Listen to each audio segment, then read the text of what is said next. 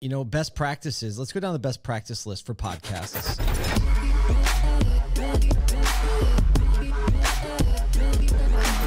This is Auto Collabs. Number one. You don't talk about the drink you're drinking on the podcast and then take a swig of it right after. I was going to say, hold on. Make sure that Kyle is chewing something when you hit record. Number one, that means you can get the first word in. This is happening live. Second rule of podcasting. Don't try and purchase pre-sale Foo Fighters tickets because they're coming online right now. Right now. Get them. Tickets are about to become available. Sit tight. Oh, I've never sat so tight. Wow. Don't the Foo Fighters come to Canada? They do, actually. You're acting like you've never had the opportunity of Foo Fighters. Before. No, but I haven't been to a show since 2008. Avril Lavigne. No, Foo Fighters. And opening for Avril Lavigne. For Avril Lavigne and Nickelback. And Nickelback played the same 8 songs. I thought they were the same band for a while. No, I never did. I never did. Foo Fighters and Nickelback. Lay them over. Do the old kill me. You know, iMusic layover. Like, the chord progressions are exactly the same. No, they're very different. Very different. Hey, look, it's funny that we're talking about rock and roll at the beginning of this show because today's guest kind of feels rock and roll to me. I don't know if you feel a little bit rock and roll. And what I know about this crew and Dealer Image Pro and Peter Duffy is like they're a little bit rock and roll. They're a little bit avant-garde. Like they don't really care what you think. They're gonna come with all the heat, with all the energy of what they're thinking. If you don't know that and want to like get a little sniff into what they're actually about, you can go search them on YouTube, find their little video, and you'll be like, "Oh, I'm about to get into a thing," right? And Michael can't handle himself after you said that. And if you don't know who they are, they had this dude, right? Like they got this guy. He's got the cowboy hat on. He's got the cowboy hat. Did you have that sitting there for this intro, or did you just have a cowboy hat in your hat now because you live in Texas? It's Texas. It's right next. The Mountie hat is right on the other side. It's like cowboy hat, Mountie hat. That would be contraband. It's property of the queen. For some reason, he now wears boots to sleep. It's crazy. I don't know what's happening. Well, all of that said, we really hope that you enjoy this interview and conversation with Peter Duffy of Dealer Image Pro. All right, we are hanging out with, in long form, Peter A. Duffy Jr. He, I think, for some reason, must have intentionally put that as his title. If you're watching the video podcast, Peter, thanks for joining us on Auto Collabs today. Thanks. Thank you, Kyle. All right. So my first question for the people that are just listening, behind you, you've got a massive rock on the wall. It's not an actual rock. It's a picture of a rock. Does that signify anything in your life? Just let me help the people on the audio. It's actually a mountain. It's actually a mountain. It's actually a very famous mountain. I'm pretty. It's a famous mountain, and I know that. Mountain it is. It's Half Dome from Yosemite, which is arguably one of the most featured rocks in the world. Really, yeah. Is that on an Apple screensaver at some point? It is actually. So this is from a specific location up there, and so it's pretty easy to get to. But you can drive up there and everything. But yeah. Are you a rock climber? I believe that was the iOS Yosemite. I'm sure. I'm sure it is. All right. So the real question is right. Did you just buy it because it was the iOS Yosemite, or is there a special meaning to you? Like, have you climbed it? Have you? I have not climbed Half Dome, but I've done a couple of other bigger mountains. In fact, there's one in the far back there on the left called Cathedral, which is pretty amazing, and that's like the first mountain climb that I've ever actually led the climb, where I placed the gear and then someone else was coming up and getting through it. But yeah, I think my entire life has been a series of climbing mountains, just like I suppose anyone else's. But I often use those terms when I'm talking to our team, like if we don't quit, or if we quit, we're for sure not going to the top. So don't quit, no matter what. Even if we're second or third up at the top of the mountain, at least we got to the top. Don't worry about it. So we use those. I just had to guess that like a guy with a mountain picture in his background had some stories around the mountain picture. I took the picture too, so like it's kind of good, right? Wait a second. Yeah. See, and I built. I'm a professional photographer, Kyle. And the helicopter I was flying in, I built that too, and I was piloting it at the same time. You thought I hung a picture on my wall that someone else took? Are you serious? Oh, that's all of my pictures. Well, yeah. So zero pictures. No, I'm a professional photographer. That's how we got to where we are with Dealer Image Pro, man. This is not a joke, right? So we're not just a little company that built an app and tried to sell it to auto dealers. We're the guys that actually did it on the ground with the keys and the boxes of keys in the cold and the hot and the running around and herding. Yeah, but I've met those guys. And I used to run around on the lot with a lot of those guys in my reconditioning days. And many of those were not professional photographers. Right. Taking pictures of Half Dome in Yosemite. Fair enough. An epic position. Fair enough. Right? I think you're probably right, Paul. And I think that is why they are still lot photographers and I'm not. It is. I mean, it is what it is, dude. Okay, well, tell us the story. We always like to ask people how they made their way into automotive. Obviously, you made your way onto a lot with a camera, probably having a passion for photography before you started snapping 3/4 shots of Malibus. How did you end? So how did you end up in? I don't know. Nathan, hold on. Nathan, write that down. Snapping 3/4 shots of Malibus. That's the title. All right. Boom. No, but how did you end up into the auto industry to begin with? How much time do you got? Oh, we have like 15 minutes left. Yeah. But we want to talk about other stuff too. Long story short, I'm a licensed mortician. So right out of high school. Obviously, right? Yeah, that makes total sense. Obvious path. Licensed mortician, rock climber, professional photographer. I got it all, buddy. I jump out of airplanes. So I was a mortician earlier on, and I had an opportunity to go to Japan and work in Japan at a Japanese mortuary for about a year. And when I went, I kind of picked up videography, high 8 mini DV stuff, shooting my friends' bands, a lot of jackass stuff, jumping in bushes and stuff like that, doing stupid stuff. And then a little bit later, when I got to Japan, I picked up a still camera. And then after Japan, I backpacked around the world for like 3 or 4 months and came back with all these really great pictures. And I'm, flowers and butterflies and the Great Wall of China type shit, right? And so I get back and I start selling them in bed and breakfasts and things like this. And I'm like, oh, okay, maybe I can be a photographer instead of a mortician all the time and, this kind of stuff. And so I came out to California to be a photographer. And it worked out okay at first, but I went to school and got kicked out of school for not having enough money to finish. And when I got through that part, I was like, well, I'm not going back to Connecticut. I'm not going back to New England. I'm staying here. I came to California to be a photographer. That's what I'm doing. And so, wading my way through the portraits and the weddings and all this kind of stuff, I found one dealer had me take portraits of them. Or no, I did it for a school assignment, actually, where I took portraits of them in front of a bunch of Ferraris. It was the Calabasas Ferrari dealership at the time in LA.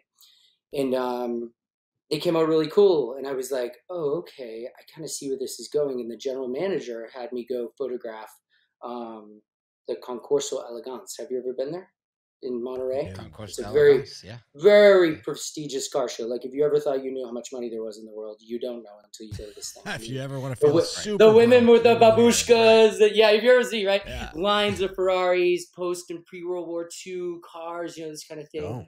And so I photographed them. I mean, we're talking $6 million Audis and Ferraris that are like really old, you know what I mean? And really well done.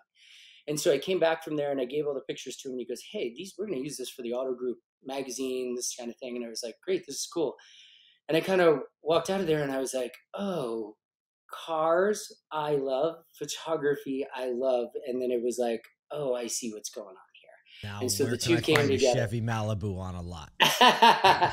So then, it turns out, so now I'm scanning Craigslist, right, for weddings and portraits just to stay fed. And I'm embalming bodies on the side. I know that sounds like good. So, right? It's like, I had to pay the rent, right? I had to pay the car payment. What do you want from me?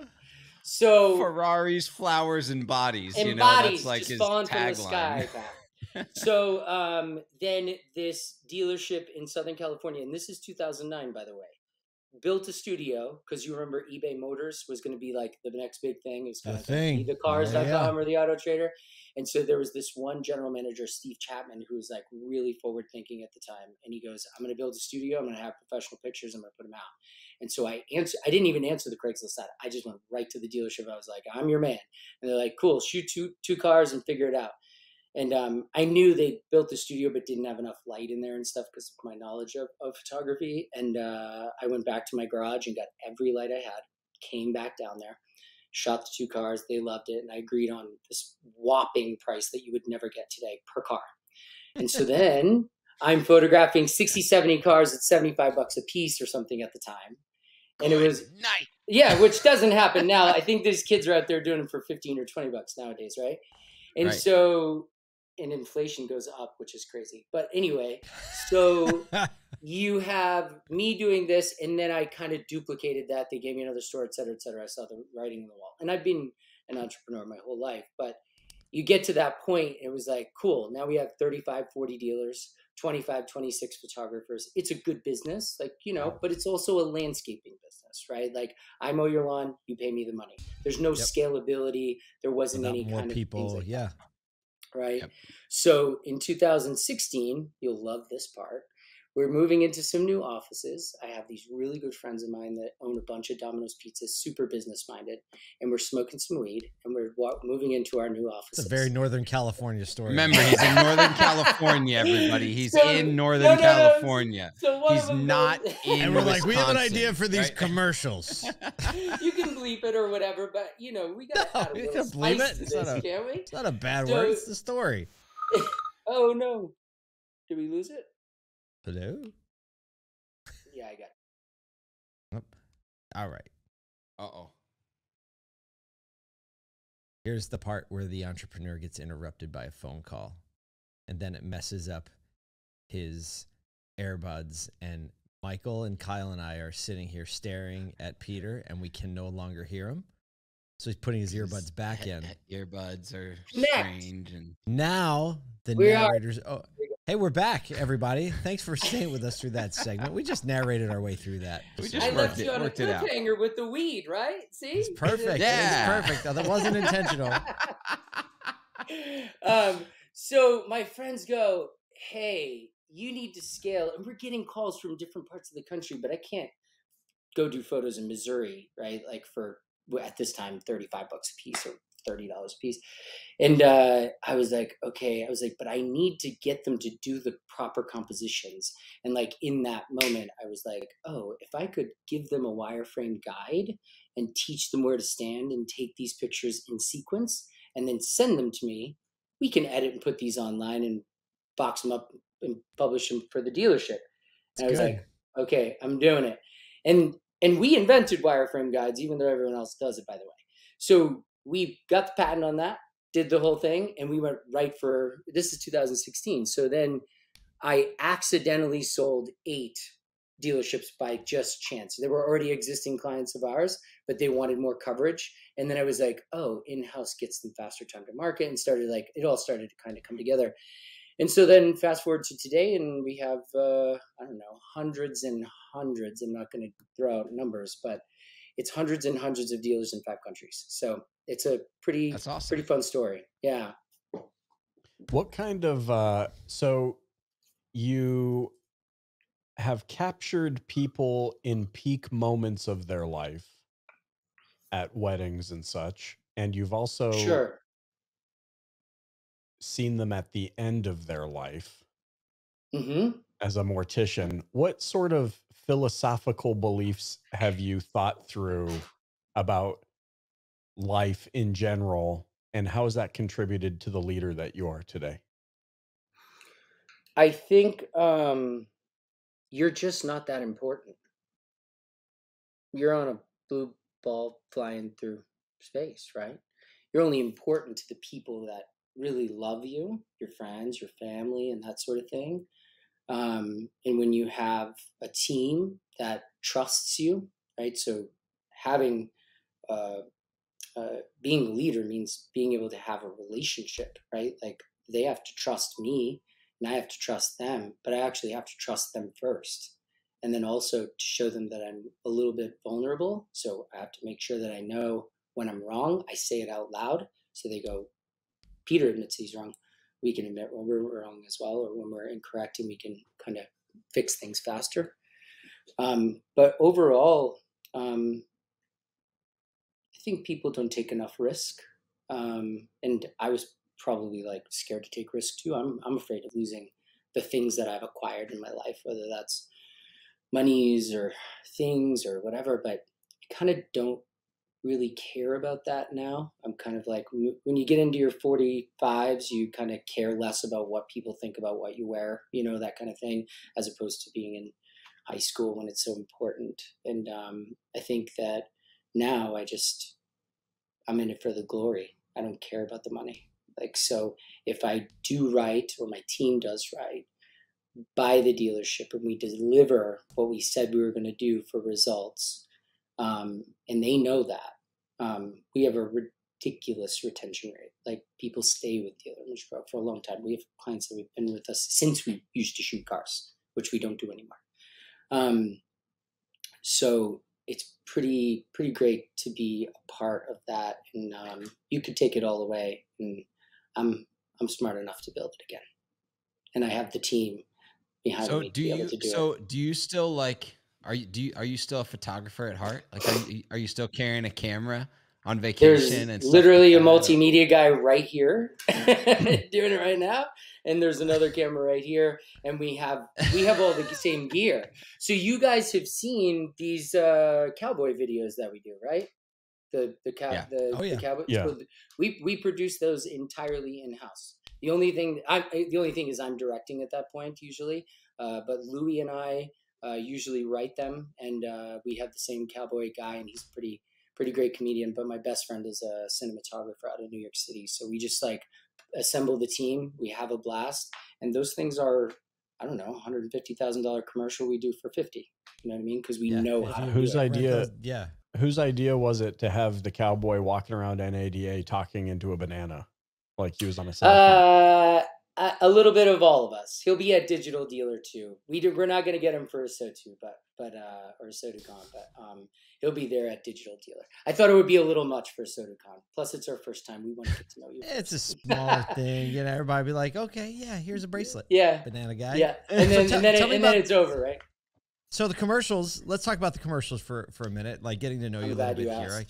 I've kind of understand a little bit more about your personality, and like when you put something like those commercials into the world, it definitely could be attention getting for sure, but it could also be polarizing. Some people could really appreciate it. Some people could not like the way dealers are portrayed or some of the elements. So like, what has the response been to them, and how have you kind of handled both sides of it? I would say 90% has been astronomically wonderful. And then I would say a good ratio. We have one or two here or there, even existing clients that might be, not so happy about the profaneness. Like, I wish you wouldn't do that, but not so much that I don't want your products. We dialed it back in the second one in a more clever way. We got better at it, just like anything, I guess. Of course. But you need to crack a few eggs to make an omelet. What do you want from me? Like, I think that video went straight to the top of Lithia. It went straight to the top of Sonic. It went straight to the top of Group 1. And we almost do Group 1 almost exclusively now. So it's gotten a lot of attention in a way that,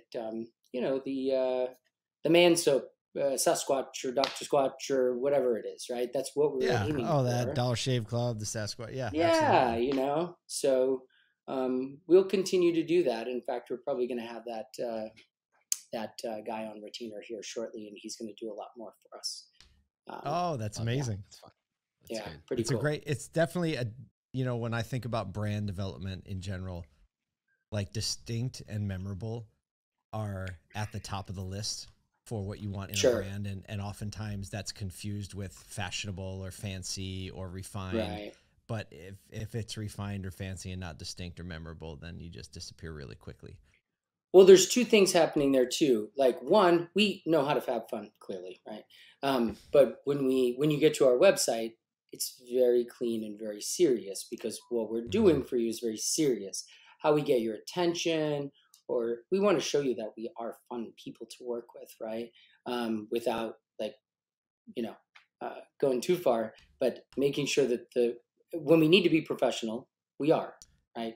But other than that, we like to have fun like you guys, right? It's funny. I think like as I reflect back to the ASOTU journey over the last couple of years, it really is trying to find that balance, because very quickly people can say, "Oh, you're just about fun," right? If you have the substance, if you have the substance, though, right? And people don't know right. They will move on, right? They will move on with. And then you get labeled as, you're a lot of fun to be around, but I actually need to grow my business, right? And so finding that right balance and the contrast of being able to, right, your photographer, contrast is the most important thing. Understanding that you need both sides in order to make a compelling image or to make a compelling story. 100%. I see that. More than cars, for example, right? Like, you're out there peeling off the plastic with the lady and having a lot of fun with her. But then when we sat down with the general manager and this other fellow, this sales guy with the dreads, Amarie is his name. Yeah, dude, it was just like, you know what I mean? Like, you got that feeling from people. Like, I got it, and like, that's not easy for me. So you hit a nerve, and like, so you can do both, I think, and if you do both well, then you got a little magic, right? Little magic. I think that's a great way I think that's a great way to end it. A little bit of magic, Peter. I think that encapsulates this conversation. Thank you so much for spending some time with us. Looking forward to hanging out at ASOTUCon in person. That's going to be amazing. But on behalf of all of us here, Kyle, Michael, myself, and the ASOTU crew, thanks for giving us some of your time. I will see you guys in a few weeks. Thank you so much for your time.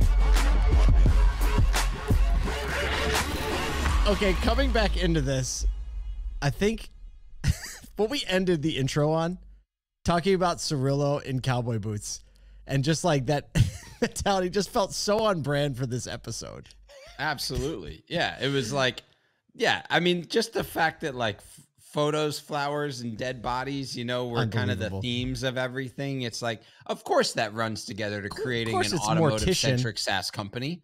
Rock climbing, photographing, mortician, in search of used vehicles to photograph. I felt all sorts of sacrilege thinking the question, which was, did rock climbing somehow influence your desire to become a mortician? Because from a marketer's perspective, that is a fantastic lead gate. Absolutely. It's a lead gate. That's unbelievable. I kind of feel like being a mortician would either make you a more astute rock climber or a more nervous rock climber. Yeah, I'd be the latter. Right. Yeah, me too. That's why his story is really, really native to a lot of auto, where basically you begin doing a thing because it's the better way. And so many dealerships, and dealer groups and employees at dealers do this. It's like, hey, I know this is the better way. This has to get done. And then out of that becomes tech or process or something new that then many more people in the industry begin to adopt. And so I love this story because it continues to point back to that thread and theme of entrepreneurialism. We say that dealers are entrepreneurs. And I think that that's like what we key in on. When we mean they're entrepreneurs, they're like the McKelvey, right? So we had to. This didn't exist. So we had to X, right? I think that's like the key in for me on this one. Well, and stringing it all together from our conversation that we had with Melissa, which has still left me in a contemplative state. I'm like, oh, you know what? How each of our inroads into the vertical of automotive seem less accidental and more like, because there's space in this industry for all industries. All industries.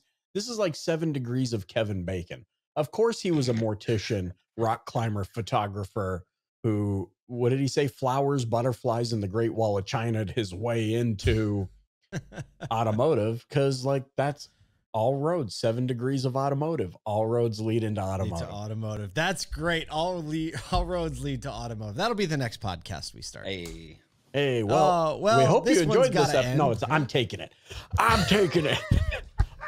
All roads lead to Cirillo. We hope you enjoyed this episode of Auto Collabs. On behalf of Paul J. Daly, Kyle Mounts here, myself, Michael Cirillo. We'll catch you on the next episode.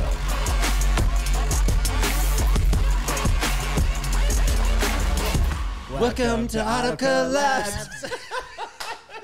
Why are we recording? Are we rolling yet?